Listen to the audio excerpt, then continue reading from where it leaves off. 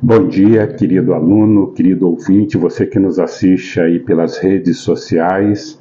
Hoje são 5 de outubro de 2025 e estamos dando início a uma nova lição, a um novo trimestre. Uma lição cujo título é Uma Difícil Chamada. O texto áureo desta lição, o texto base dessa lição, se encontra no livro de Oséias, no capítulo 1, versículo 1, que diz assim: Palavra do Senhor que foi dirigida a Oséias, filho de Beere, nos dias de Uzias, Jotão, Acais e Ezequias, reis de Judá, e nos dias de Jeroboão, filhos de Joás, reis de Israel.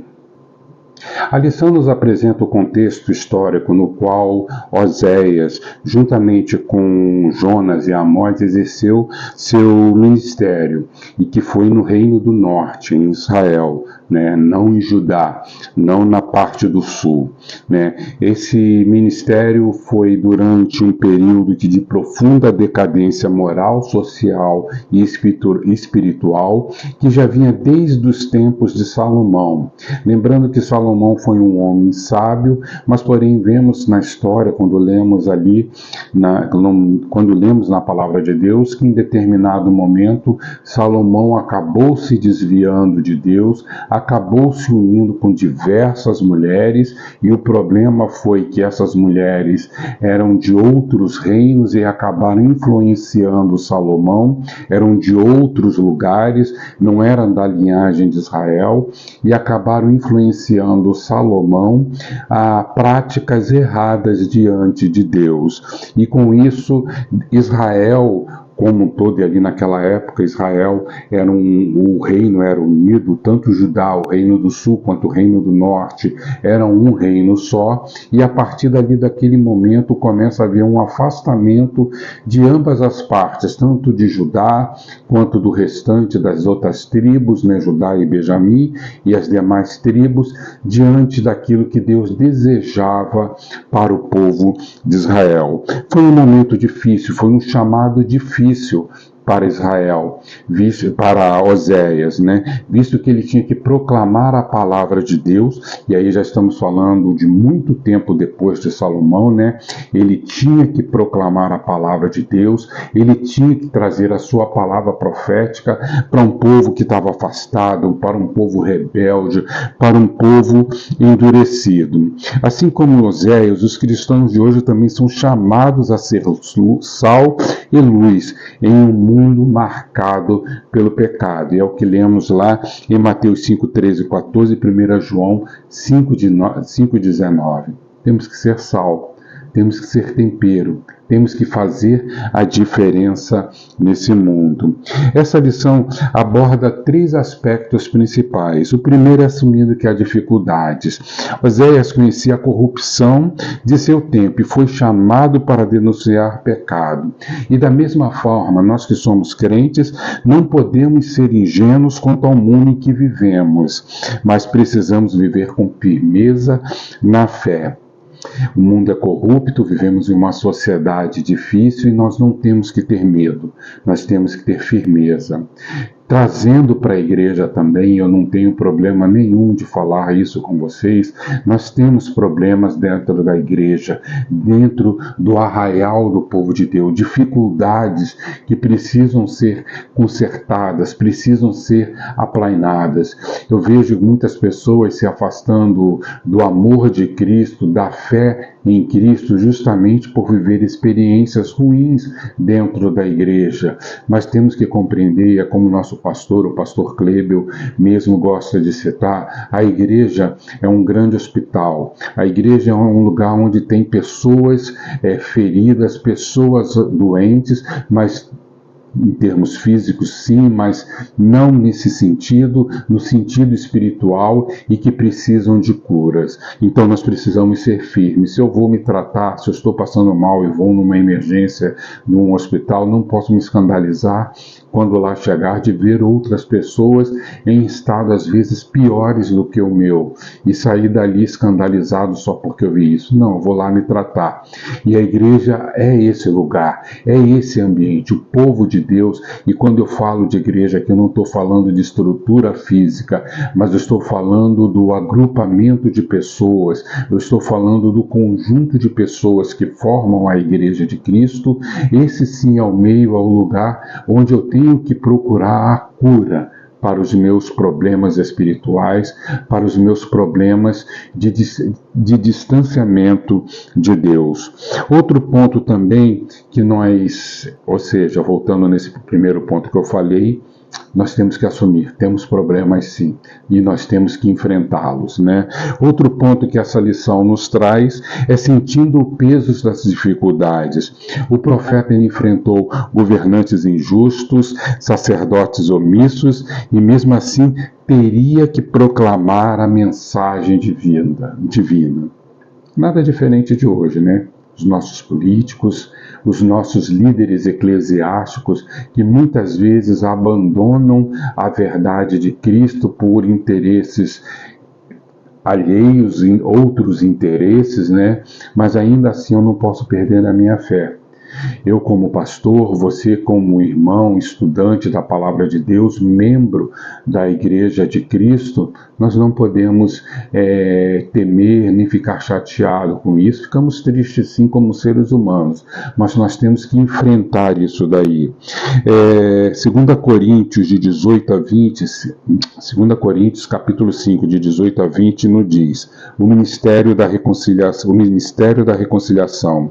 Ora, tudo provém de Deus, que nos reconciliou consigo mesmo por meio de Cristo e nos deu o ministério da reconciliação, a saber que Deus estava em Cristo reconciliando consigo o mundo, não imputando aos homens as suas transgressões, e nos confiou a palavra da reconciliação, de sorte que somos embaixadores do nome de Cristo. Olha só, somos embaixadores do nome de Cristo, e como se exortasse Deus por nosso intermédio, em nome de Cristo, pois rogamos que vos reconcilieis com Deus.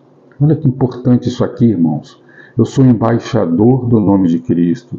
Eu sou um representante de Cristo aqui nessa terra, na minha sociedade, na minha igreja.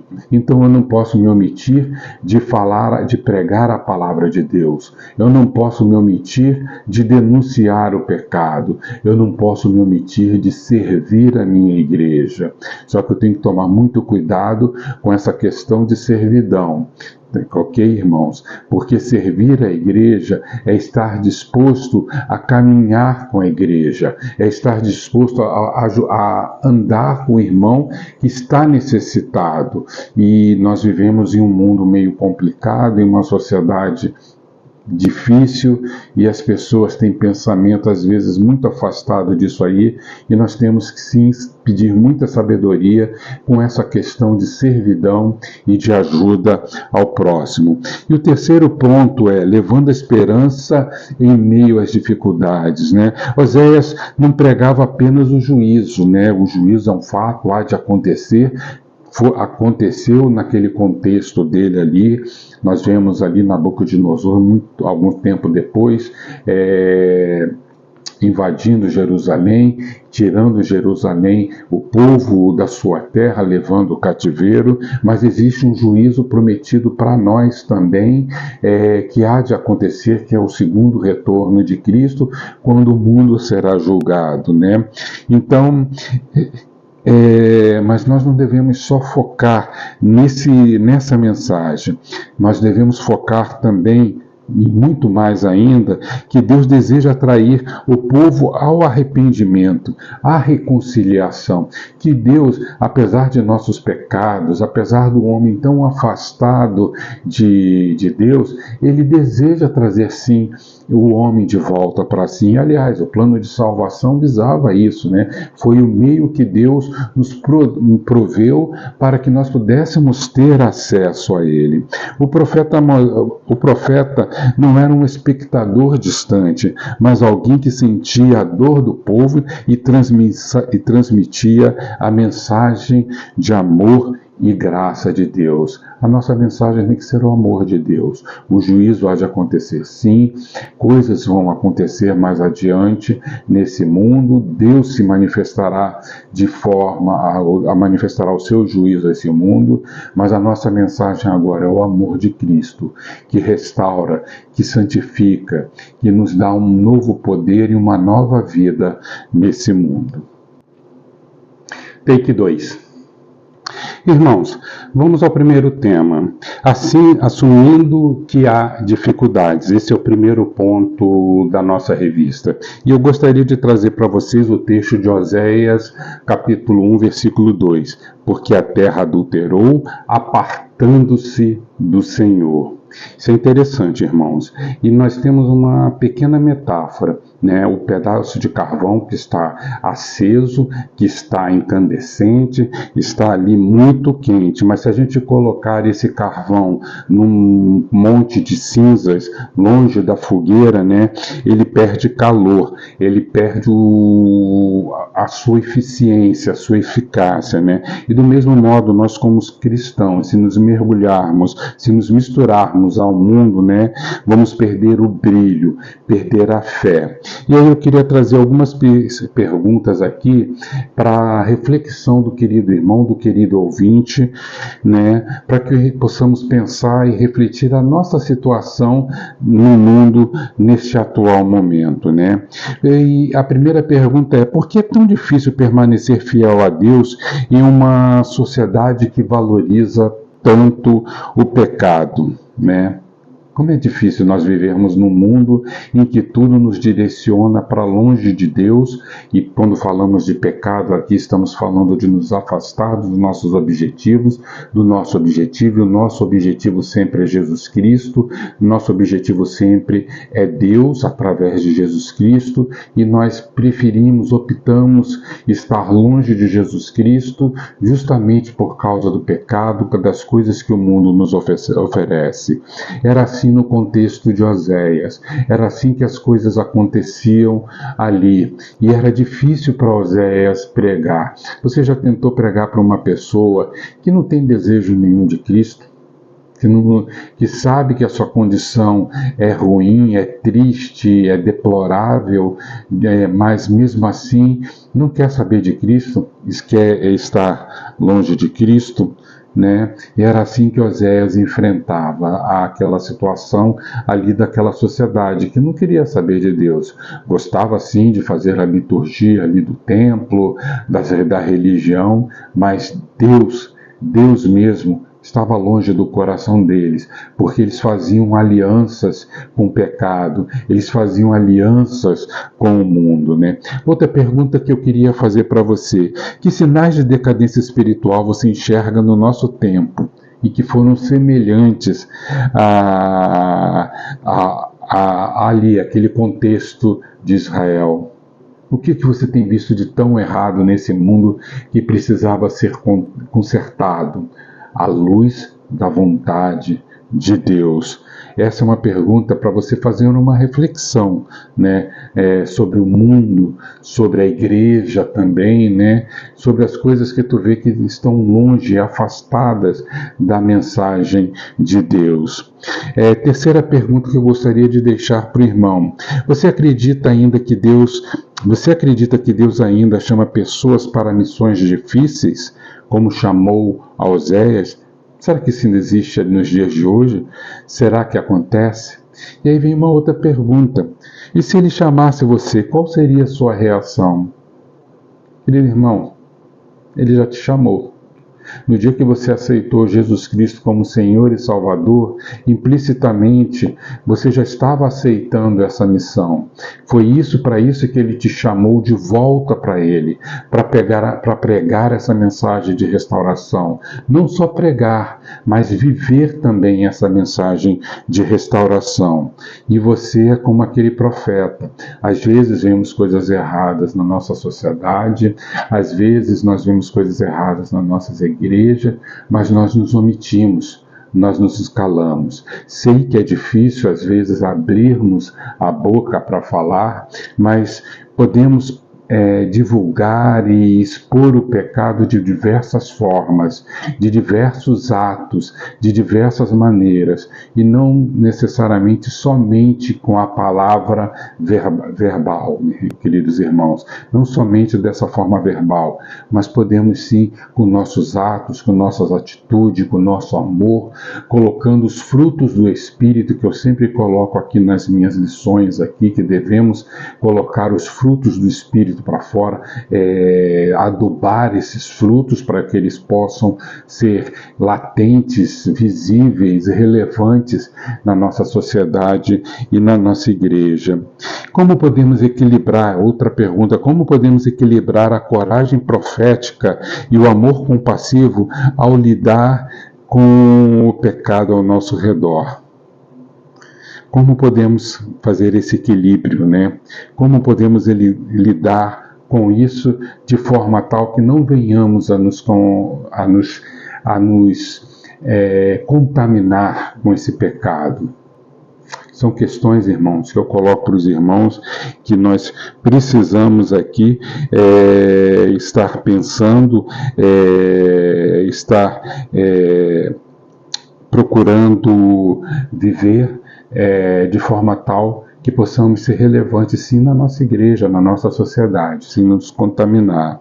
Eu queria deixar aqui alguns versículos bíblicos, são muitos, eu não vou ler com os irmãos, mas o irmão pode pausar depois desse vídeo, anotar os textos, né, e fazer uma reflexão, né, e o primeiro deles é o primeiro texto, cujo tema é o chamado em meio à corrupção, né, que estaria a referência a Oséias, capítulo 1, versículo 2, né, no qual Deus chama os profetas para tempos difíceis, né, e Ele nos chamou num tempo difícil, não é um tempo de facilidades, não é um tempo em que estaremos vivendo no conforto de nossas igrejas, de nossas casas, esquecendo que temos missões importantes a serem cumpridas dentro da nossa sociedade, dentro da nossa igreja. E nós temos esse chamado, né? Nós somos também sal e luz do mundo, Mateus 5, 13 e 14, né? Que mesmo em meio à escuridão desse mundo, aos problemas que existem no mundo, aos problemas que existem na igreja, nós temos que ser sal, nós temos que brilhar, e o nosso brilho, volto a falar, ele se dá através dos frutos do Espírito, que tem que estar latente em nossa vida. Só assim nós conseguiremos brilhar e ofuscar a escuridão que muitas vezes atingem tanto a sociedade que vivemos, quanto a igreja que participamos, né? A corrupção humana é contínua, né? E isso nós vimos lá o texto de Romanos 1, 21, 25, né? Assim como Israel, a humanidade tem trocado a glória de Deus pela idolatria, né? Pelos prazeres que o mundo nos oferece, que são prazeres falsos. Outro ponto importante é os chamados a viver com discernimento. E nós temos esse chamado, né? Nós não podemos aceitar tudo como se fosse tudo belo, bom e maravilhoso. Ou seja, como no conto Alice no País das Maravilhas, né? Onde tudo era mágico, onde tudo era bonito, onde tudo era bom, né? Não, nós não vivemos num mundo assim. E a base para isso está lá em Efésios 5, 15 a 17. Portanto, vede prudentemente como andais. E isso é um alerta para nós também, porque nós estamos falando aqui dos problemas que atingem o mundo, atingem a igreja, mas que nos atingem também. Volto lá para Salomão. Um dia ele foi sábio, pediu sabedoria a Deus, foi humilde diante de Deus, mas em determinado momento ele se afastou. Um dia eu disse sim para o Senhor Jesus Cristo como meu Senhor e Salvador, mas o tempo vai passando e parece que as coisas vão se acomodando dentro do meu coração, situação, eu vou vendo erros, eu vou achando aquilo normal, vou me conformando e o pecado vai entrando em minha vida. Então, como diz aqui, portanto, vede prudentemente como andais. Paulo diz que quem está em pé que não caia, cuide para que não caia, né? Então, isso é um alerta para nós também. A missão árdua, a missão é árdua, mas é sustentada por Deus, né? Esse é outro fato também, que nós temos lá em Jeremias, capítulo 1, versículos 7 e 8, né? Não digas, sou uma criança, eu estarei contigo. É difícil o trabalho, nos amedronta muitas vezes. Fico imaginando ali, Davi, o texto nos mostra que ele tinha coragem, ele teve a coragem, mas talvez eu fico pensando se em determinado momento não bateu aquela pontinha ali de dúvida no seu coração, afinal ele era ser humano, mas mesmo assim ele sabia, ele tinha fé. Ele tinha o conhecimento de Deus e foi e enfrentou o gigante, enfrentou Golias e o derrubou, né? Então, a missão é árdua, mas você não está sozinho, eu não estou sozinho, nós temos a Deus, né? A dificuldade revela a graça de Deus. Isso aqui é outro importante. Se existe a dificuldade, existe a graça de Deus. É como se as duas andassem juntas, em paralelo, uma ao lado da outra. E o texto base para isso é 2 Coríntios 12, 9 a 10. O poder se aperfeiçoa na fraqueza. Parece que eu preciso ser fraco para ser forte. Quase que como um paradoxo, né? Duas ideias contrárias, mas que se complementam, né? E é necessário sim, eu só consigo me fortalecer quando eu sinto que estou forte, porque parece que aí eu procuro soluções, eu procuro a Deus, eu procuro mudar a minha situação.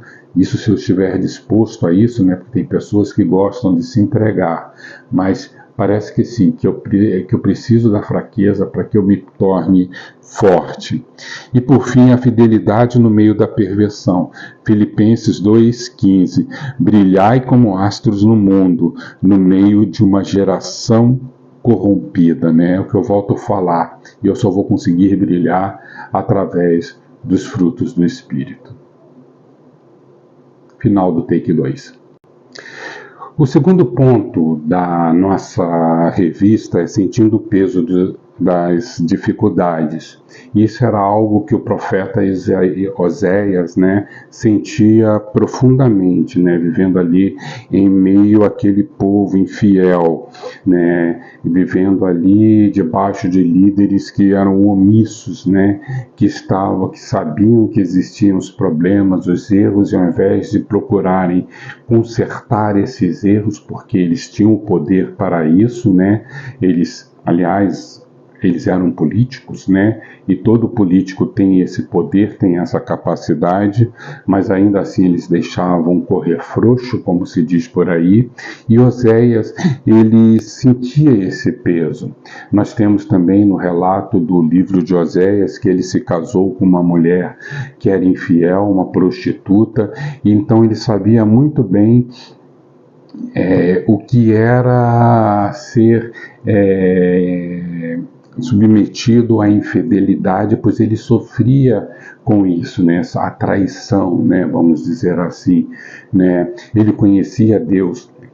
E esse paralelo na história de Oséias com a história de Israel nos mostra o sofrimento de Deus por um povo que havia se prostituído, e Oséias ali casado com uma prostituta também, né?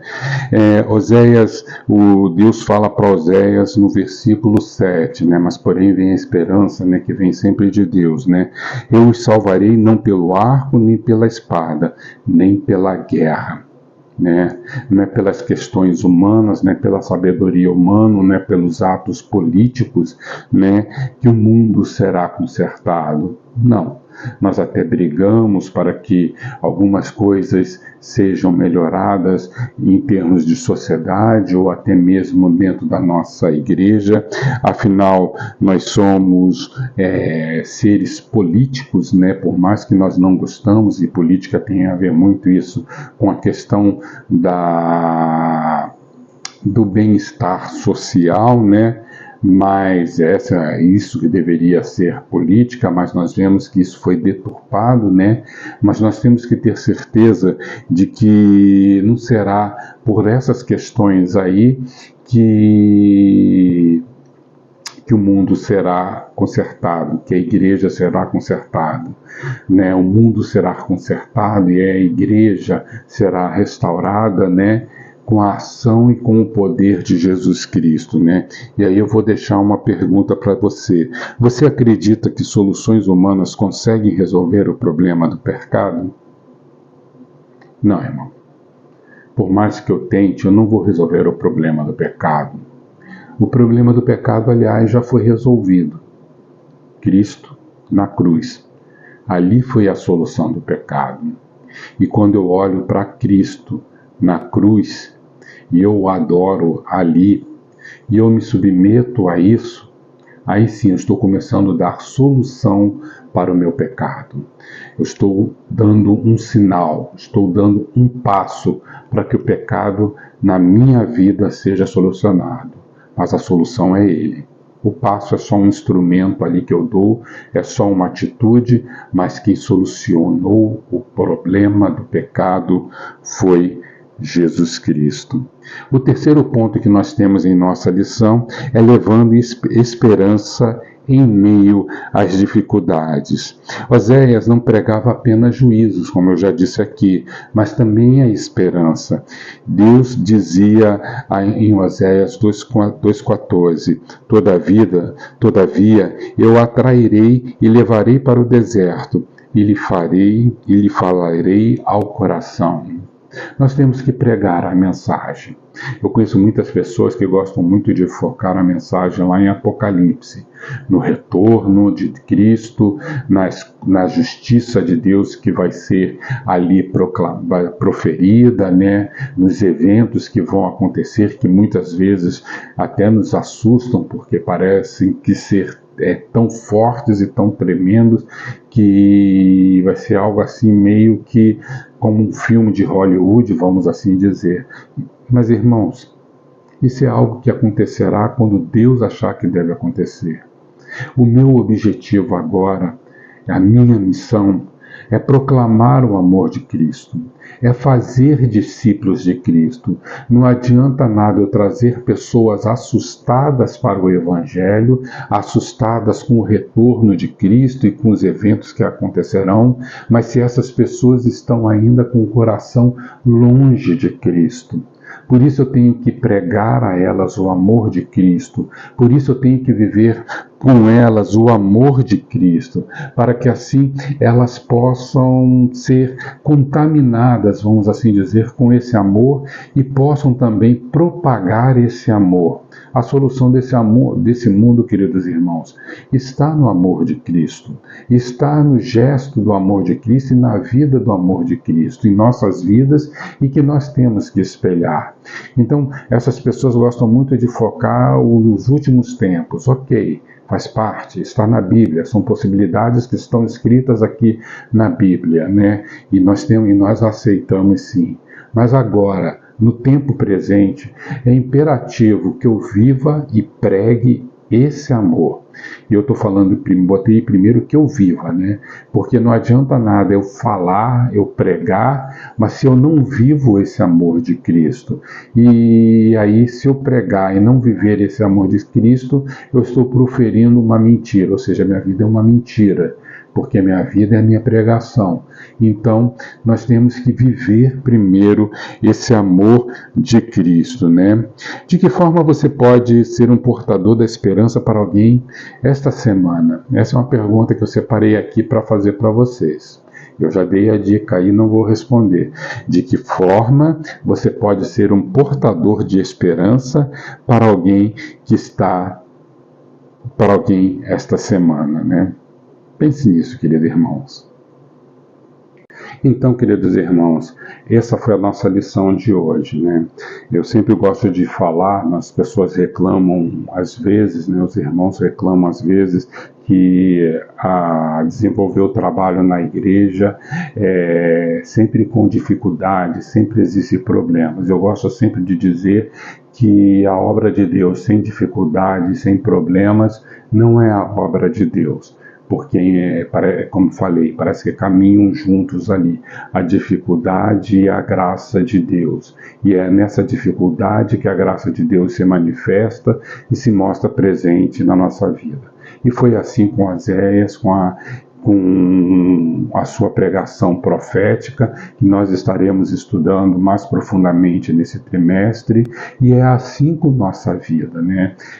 Fomos chamados um dia, chamados a viver esse amor, a proclamar esse amor, né? Às vezes, nós, no nosso caminhar, nós nos abatemos, às vezes nós nos acomodamos, mas essa é uma mensagem de alerta para nós no presente. Se foi uma mensagem naquele tempo ali para que o povo se consertasse, nesse momento é uma mensagem também de alerta: se conserte.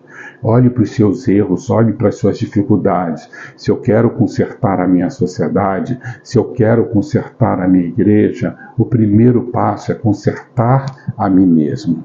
Então, para mim, o grande objetivo dessa lição é não olhar somente para os erros da sociedade, para os pecados que existem nela, os erros e os pecados que existem na minha igreja, seja ela qual for, mas sim para olhar para os meus erros, para os meus pecados, para que assim eu possa me consertar, para que assim eu possa me tornar habilitado por Deus para a cada dia, a cada momento, para fazer essa obra. Porque quando eu peco, queridos irmãos, eu estou me desabilitando para essa obra, e isso é triste.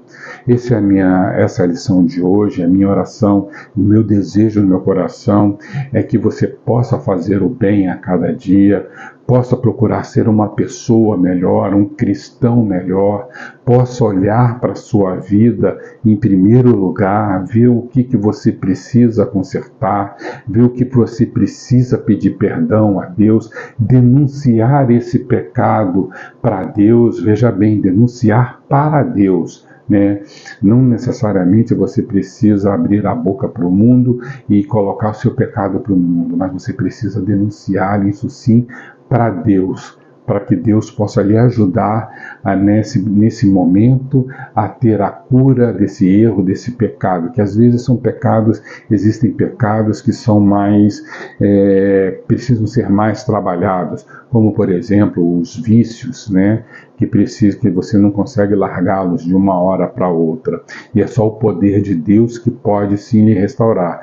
E em alguns casos pode até de questão imediata ser curado, mas em outros é um trabalho mais árduo, um trabalho mais profundo que precisa ser efetuado. Então esse é meu desejo para você essa semana, que você possa fazer isso com você, essa reflexão, essa atitude de amor, de humildade diante de Deus, para que então você possa fazer isso na sua igreja, na sua sociedade.